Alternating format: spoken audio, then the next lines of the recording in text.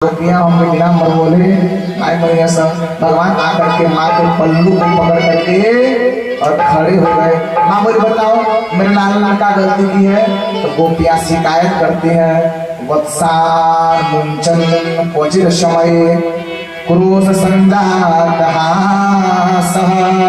स्तेयं स्वाद्वत् तदीपयः कल्पितै अस्तैः योगैः मरदान् भोज्यं विभजति सचेन्नाति भालो भिनक्ति द्रव्यालाभे सगृह कुपितो यात्यो मगोषितो का।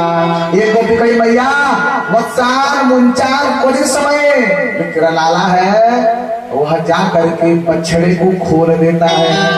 माँ बोली कर तो लड़का कोनो काम का करला कुछ करता ही है कोई नुकसान नहीं चला, क्योंकि जो दूध है गाय के दूध में पहला अधिकार उसके बच्चे का ही है। गोपी कहती मैया वत्सान मुंचान क्वचित समय और समय बछड़ा खोल देता है।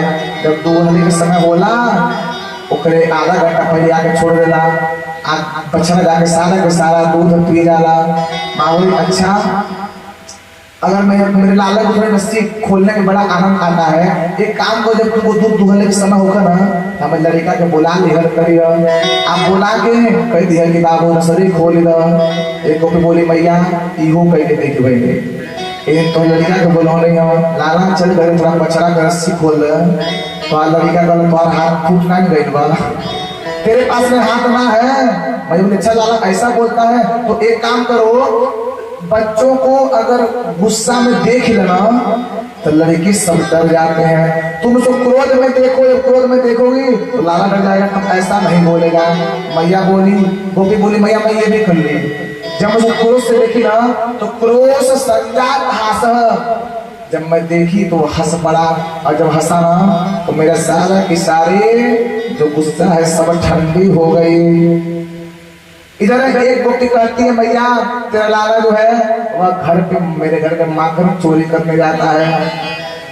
माँ कही चोरी करने जाता है अरे मेरे घर पे खुद ही इतना माखन है फिर तेरे घर पे चोरी करने के लिए क्यों जाएगा मेरा लाला? और मान लो अगर उसने चोरी ही की है तो 50 ग्राम माखन खाएगा उधर तुम्हारा घट जाएगा क्या? अरे तुम मेरे घर से 50 मटकियां लेके जाना। एक गोपी बोली माई मन को बात नहीं बाटे लाला माखन खा लेगा लेकिन माखन बस खाए तो ना वो आता है अपनी पूरी मंडली को लेकर के आता है। अब मंडली लेके आवा ना और पूरा गगरिया सही तक साफ कर डाला अब मटकी फोड़ के चली जा रहा। माँ बोले काम करो जो तुम्हारा दही है ना उसको तुम कहीं ऊपर टांग दिया करो छीका पे। एक गोपी बोली माई उहू कह रहने लेकिन तोहार लड़का अपने मंडली के लिए अपने घर में घुसल आ नीचे एठो ओखल रखला सा आ ओखल के ऊपर अपने एक सखा एक के ऊपर एक के ऊपर आ सबसे ऊपर ये सेनापति जी चढ़ गए रहे आ चढ़ के लखनऊ माखन खाए। मैया बोली अच्छा तो तुम नीचे टांगे होगी काम करो थोड़ा सा और ऊपर टांग लिया करो तब देखिए कैसे मिला। एक गोपी कही माई हम पीपल के डाली में अपने मटकी को लटकाए थे 25 फुट ऊपर आप तुम्हारे लड़का के पता नहीं कहाँ से खूब लंबा के पास मिल गए आए और आ करके वही पास से मटकी में छिड़ जाएगी सारा के सारा दही पी के चली गई। मैया बोले काम करो तब जो दही है ना दही को अंधेरा में रखा करो। अंधेरा मुझसे क्या होगा माँ कही कि अंधेरा में रखने से ना मेरा लाला हवा से डरता है अंधेरा नहीं जाता है तो लाला ना जाए।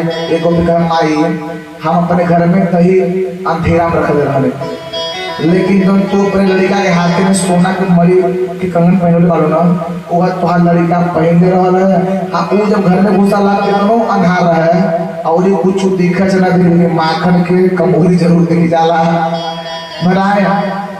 इधर एक गोपी कहती है कि मैया बोली अच्छा तो क्यों न नदिया ही लेके लाला खाली धैर्य कर लो लेके खाली। एक गोपी बोली मैया एक दिन तुहार लाला हमारे मंडली के अपने मंडली के लेके ना हमारे यहाँ पहुंच गए मेरे घर पे गया और जाकर के पहले अपने भर पेट माखन खाया। जब ओकर पेट भर गए ना तब अपने वालों को बुलाया, वह सब भी आए, वह सब आकर के माखन खाए। और जब उनका भी पेट भर गया तो नहीं जाने तो लड़का के बंदरन से कौन मित्रता बांटा ना कि ऐसी बंसी बजाया कि बंदर चले आए और बंदरों ने भी भर पेट माखन खाया। तो बंदर के जो स्वभाव हो रहा कि जिसको खाते हैं उसको सूंघते हैं, बंदर खा करके और सूंघ करके चले गए। और चले गए ना, तब अंतिम में तुहार लड़का आ गए, आकर कहता राम राम राम, कितना सड़ा हुआ माखन है, इसको बंदर भी नहीं खाए। बंदर भी छोड़ के चला गया। वो बंदर इसे सूंघलस, आ सूंघले के बाद मटकी उठा के पटक के फोड़ धलस, आ फोड़ के चले गए। कभी मरकाम भोजन विभजति सचेतनात् भांडव भी रखी, मटकी को तोड़ दिया और तोड़ करके चला गया। एक गोपी कही ए देवी, इतना ही नहीं, एक दिन तुहार लड़का ना हमारे घर घुस गए, मेरे घर में कोई माखन ना है, कोई मिश्री ना है, तो लाला मेरे घर में घुसा और मैं उस समय घर में नहीं थी। पहले तो लड़का घर में जाके घंटा खोजलस माखन, कहीं ना मिलल। तब एक कमरा में घुसल, एक कमरा में मेरी छोटी सी बिटिया खटिया पे सोई थी। तो मेरी बेटी का जो चोटी है ना, बड़ा लंबा का चोटी, हम नीचे लथरात रहा, लड़का गए आ मेरी बिटिया को चोटिया को खटिया के पटिया में बांध दिया।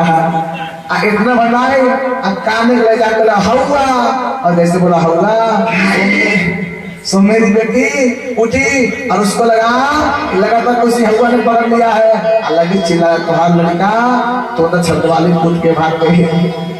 मैं इस प्रकार से एक गोपी बोली, मैया हम कुछ दिन पहले हमारे यहाँ पे एनिवर्सरी थी, 5 वर्षगांठ। वो दिन तुहार लाला हमारे यहाँ पहुंचल, आप पहुंच के प्रणाम कैलस। उस दिन मेरे घर पे सत्यनारायण भगवान की कथा हो रही थी। तो हमने कहा तुहार लाला गए, कहा ये बताइए कि मुझको भाभी मुझको पहले कुछ खिलाओ। तो मैं बोले कि नहीं लाला, अभी पहले भगवान को की कथा सुनूंगी, भगवान को भोग लेगा और तब जाके भंडारा कहीं हुई। तो हाल लड़का गई दुआरे पे, आज जाके कहलस ये गोपी तूने मोको भोजन नहीं कराया ना, अब एक तो के फल हो पड़ी। आज तो हाल लड़का चली गई, आज दिन भर गायब रहल। आज जब रात भरी ना, अब पता नहीं कब तो हाल लड़का हमारे यहाँ घुसल। मैं और मेरे पति दोनों सोए थे और आकर के मेरी चोटी को मेरे पति के दाढ़ी में बांध दिया है। और रात के जब 12 बजे ना, हमारे पति देव के प्यास लग गए। अगर प्यास लगा तो बोले उठे, और जब उठे तो उनकी दाढ़ी खींची और मैं अरे क्या कर रही हो, क्या उनको लगा कि मैं पकड़ रही हूँ, क्या कर रही हूँ, अरे क्या कर रहे हो, क्या कर रही हो। हमारे जब इतना करते करते गोपी कहती है खींचा तारे मेरे पति के 50% दाढ़ी उखड़ गई है। लड़का ऐसा काम करता है। एक गोपी बोली, वहां पे गोपी बिल्कुल शांत थे, माई कही मैंने सुनौली तू सुनाव। एक गोपी कही लाल मैया हम का बताएं। एक दिन तुहार लड़का हमारे घर घुस गए, मेरे घर पे गया। मेरे घर पे सत्यनारायण भगवान की कथा होने वाली थी। तुहार लड़का गए और जाकर के पूछा भाभी जी आज क्या होगा। हमने कहा कि सत्यनारायण भगवान की कथा होगी। तो बोला कहाँ पे है सत्यनारायण। तो मैं बोली कि लाला अभी को छूना मत। बोल नाना मैं तो बस दूर से दर्शन करूंगा, छूंगा नहीं। मैं बोली अगले वाले कमरे में है। आज तुहार लड़का गए, आप बहरे से पता नहीं कहाँ से पिल्ला के बच्चा लेके चले आए। आज शालिग्राम जी के उठा के नीचे दे दिला, उनके जगह पे पिल्ला रख दिया। कदे परमानंद दास को ठाकुर लायो पिल्ला घेर, अब पिल्ला लाके बैठा था। एक प्रकार से कथा हमारे भागवत जी में लिखा है कि भगवान ने बहुत सारे लीला की है। कहीं कहीं पे जहाँ पे गाय के गोबर से लीपल है ना, वहाँ भगवान ने जाके शौचालय क्रिया करके चले जाते थे। तो भगवान ने बहुत सारे से काम किया। अब यहाँ पे मैया जब इतनी कहानी को सुनी, मैया ने कहा लाला इतनी शैतानी करता है, थोड़ी डांट लगाए। भगवान चेहरा नीचे कर लिए और चेहरा नीचे के मांगो थोड़ी तैयार आ गई। ये गोपी तुम सब झूठी झूठी बोल रही हो, किसी ने पकड़ा है मेरे लाला को, जाओ सब भागो यहाँ से। जगह हमें लाला को पकड़ लिया ना तब आइयो, और तब मैं अपने लाला को दंड दूंगी। और कहे सब के सब गोपियां वापस, हाँ मैया अब हम पकड़ेंगे तभी लेकर के आएंगे। सब गोपियां चली आई। मैया बोले लाला तू इतना कांड काहे के लिए करता है, चोरियां क्यों करता है? भगवान ने कहा मैया अरे मेरे घर पे का माखन में कमी है कि मैं चोरी करने के लिए जाऊंगा, मैं क्यों जाऊंगा? अब देखिए दादा माई समाज के बीच में भले कहीं ना कि मन लड़का सुबह था, लेकिन भीतर तो पता लगा कि कितना बाबू और बढ़िया बात है। हाँ माँ कही लाला जैसे लगा कि मुझको पता नहीं है कि तुझसे बड़ा हमें कोई नहीं है। कहा हमारा मैया ने समझाया, समझा के हमारे घर में गई अब भगवान असली रूप धारण करके पहुंचे गोपियों के पास में। बोले गोपियों जो गलती हमने तेरे घर पे ना की उसकी भी शिकायत तुम समझ जाके क्यों की? भगवान ने कहा सुनो गोपियों अब तुम सबने जो शिकायत की है ना, अब हम सब सत्यता में कई के दिखाई। प्रभावती नाम की गोपी थी।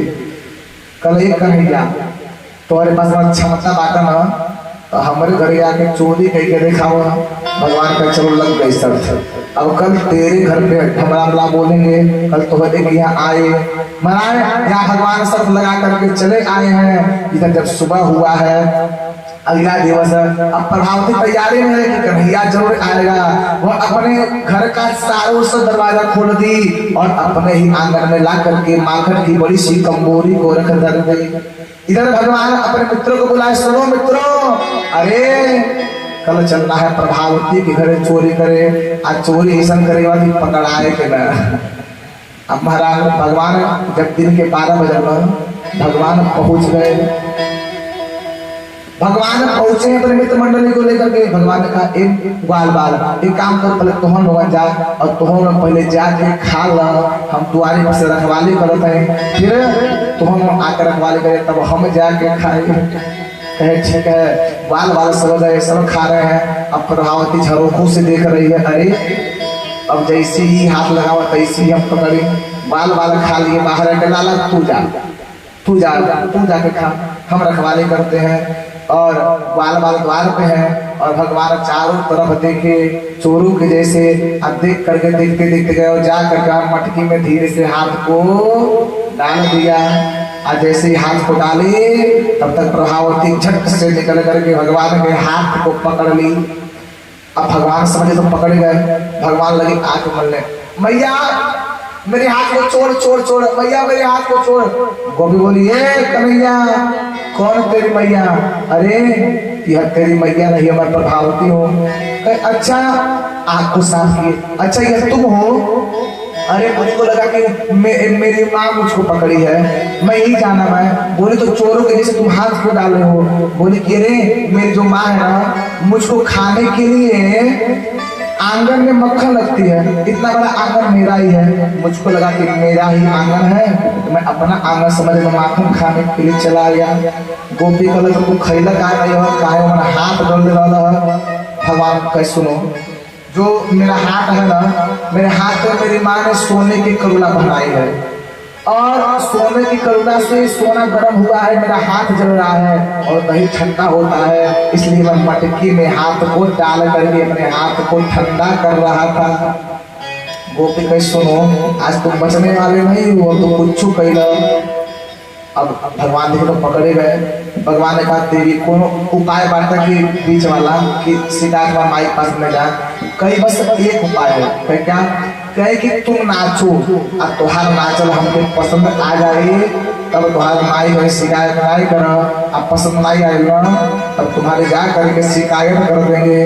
भगवान का नचने में हमसे बड़ा नचनिया की बात। भगवान चलो ठीक है मैं नाचूंगा। भगवान हाथ छोड़ो, हाथ छोड़ेंगे तो तुम भग जाओगे। भगवान का हाथ में छोड़ो तो नाच लो कैसे? ग्वाल वाल कन्हैया नाच दो न चले भलाई बा तो घर चली के बढ़िया से खाए पड़ी। इधर गोपी गई आज जा करके दरवाजा को बंद कर दिया। आप बंद करके आई और ला करके भगवान को बीच में छोड़ दी। अब कन्हैया अब नाचो। अब महाराज भगवान अपने एक हाथ कमर पे धरते हैं और दूसरा हाथ सिर पे रख करके और ठुमुक ठुमुक करके भगवान नाचने लगते हैं। श्री रसखान जी ने कहा है शेष महेश गणेश दिनेश सुरेश जाहि जेहि निरंतर गावे, जाहि अनादि अनंत अखंड अछेद अभेद सुवेद बतावे। नारद से सुख व्यास रते, परिहारे तौ पुनि पार न पावे। ताहि अहिरा कुछो हरिया, छछिया भर छाछ नाच नचावे। महाराज भाव क्या है? गोपी भगवान को छछिया भर छाछ भगवान को नचा रही है और भगवान नाच भी रहे हैं। भगवान 10 मिनट तक नाचे। गोपी अच्छा लगा ना? अब हो गया, चलो कहीं अच्छा नहीं लगा, आधा घंटा नाचे, 1 घंटा नाचे, अब ठीक हो गया ना, अब जाओ। फिर नाम लोगों पसंद ना आए। भगवान कहे मुझको लग रहा है कि तो अब तुम जानो, तुम भी करे काम करो, तुम मुझको मैया के पास में ले करके चलो। गोपी ने कहा ठीक है। भगवान के हाथ को पकड़ी, आप पकड़ करके लेके लगली जाए लगने का। भगवान विचार किए कहीं माई के लगे पहुंच गए, तब तक मारी खाई पड़ी।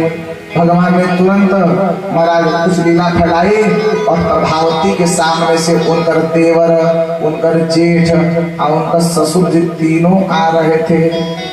ना, तब भगवान देखे कहीं गोपी तो शर्म ना आ रही है, देख सारे जेठ आ रहे हैं, घूंघट को नीचे नहीं कर पा रही, शर्म ना आ रही है। तो गोपी ने झट से घूंघट को नीचे किया और जब घूंघट नीचे की तब तक तीनों पहुंच गए।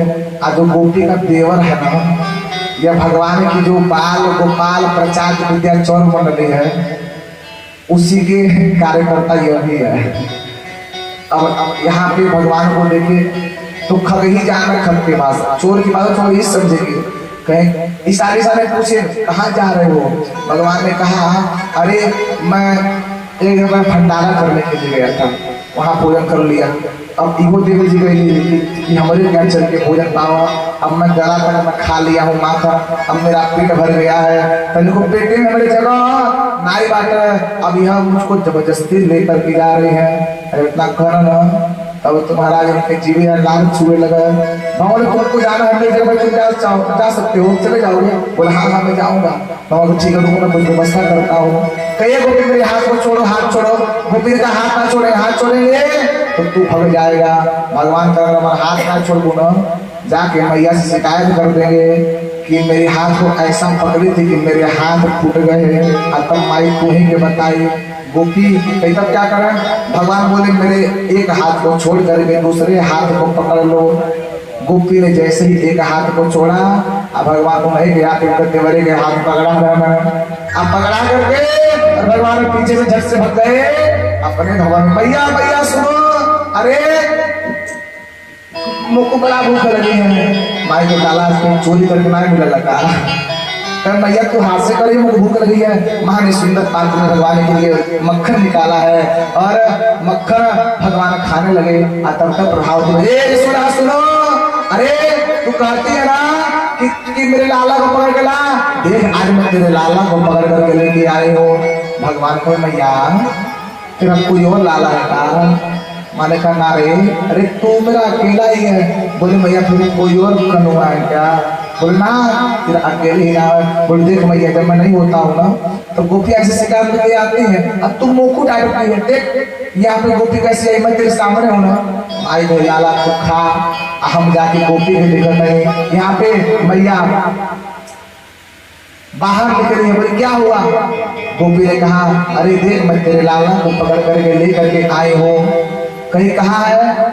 और तब तक महाराज भगवान धीरे से पीछे से और उंगली चाटते भरे निकल गए। अगर गोपी देखी ना, गोपी सोच रही है तो वहाँ कन्हैया तो यहाँ कौन है? जब पीछे से निकाली तो दिख गया कौन?